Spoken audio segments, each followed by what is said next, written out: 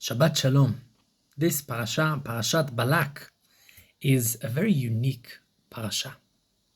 In our parasha, we have the famous story of Balak ben Zippor, the king of Moab, who invites Bilam, a famous Navi, a prophet of his time. We also know from archaeological evidence that there was actually a sorcerer known as Bilam ben Beor, who lived in that period, in that area.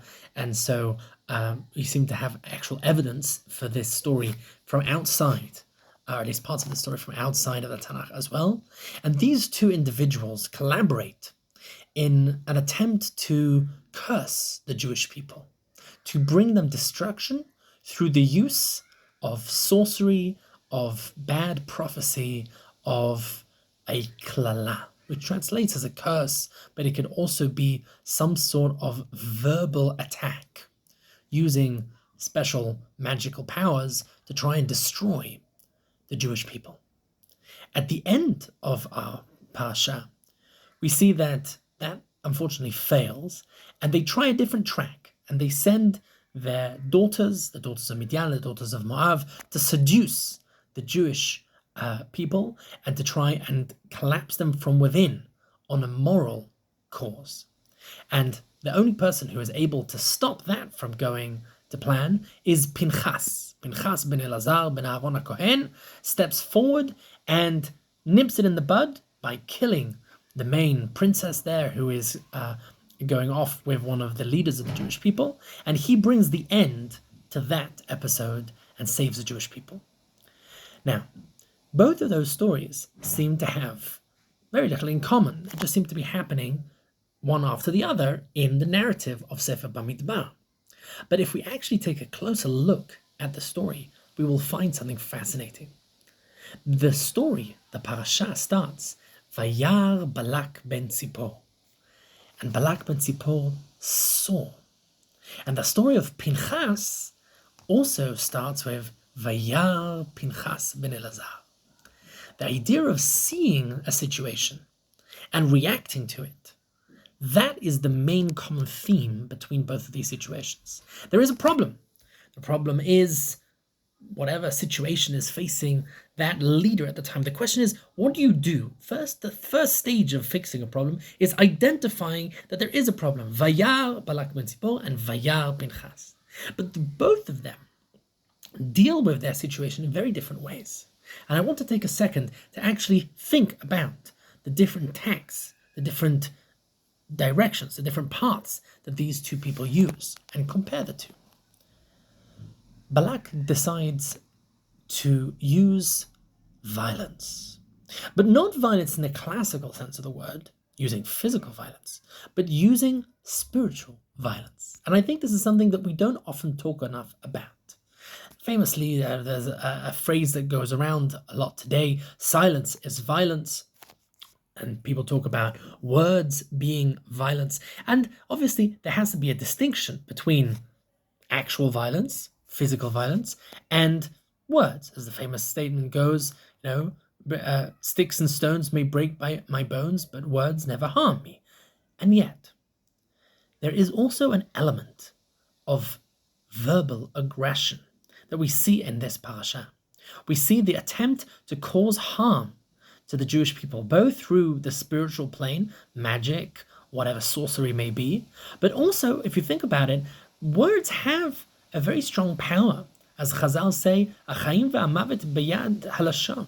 The tongue holds the key to life and death.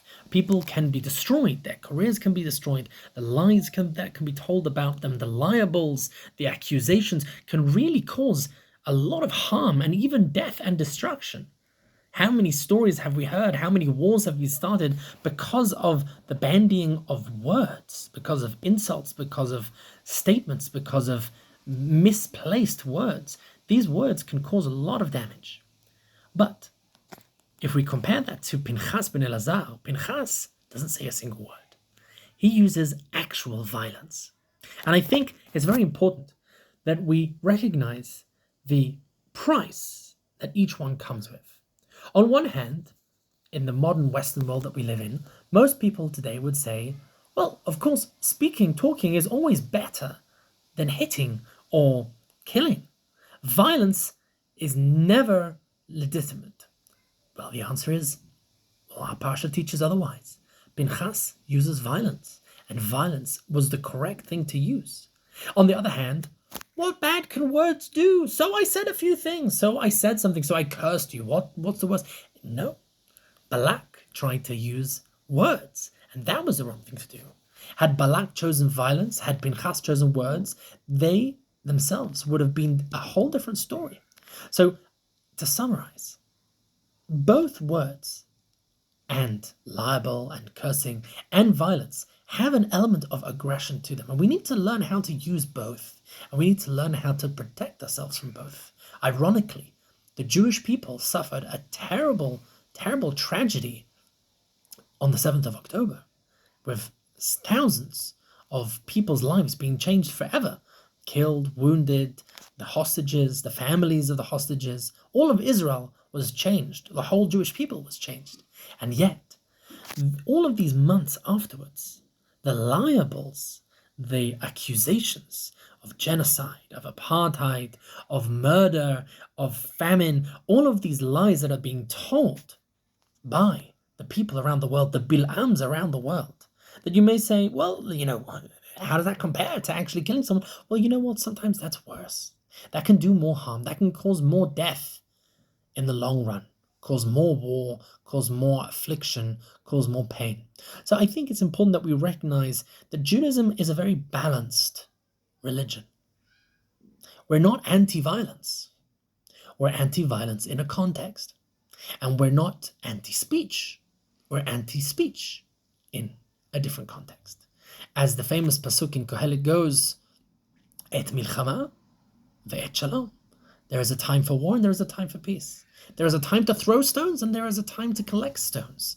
There is a time to speak and there is a time to be silent. There is a time for violence and there is a time for speech. And I think in our period, in our time, we recognize these complications a lot more. And I hope as we go through Be'ezrat Hashem this following week, we recognize the dangers of political violence, of killing political leaders, killing regular people. All of these violent acts have a price, but also sometimes the lack of violence has a price. Sometimes speech can have a price, but we think it might not.